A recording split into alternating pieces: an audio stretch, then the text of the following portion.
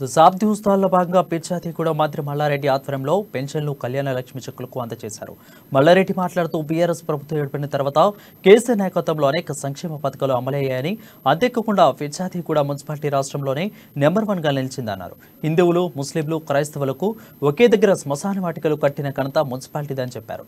BRS ప్రభుత్వానికి అభివృద్ధి, సంక్షేమం రెండు కళ్ళని మంత్రి చెప్పారు.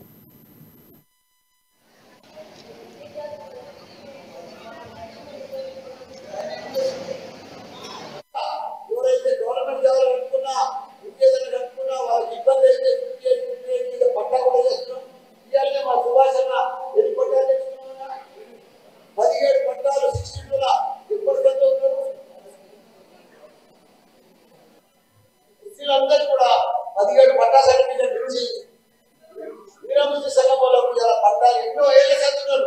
వాళ్ళు ఎవరు పట్టించుకోలే.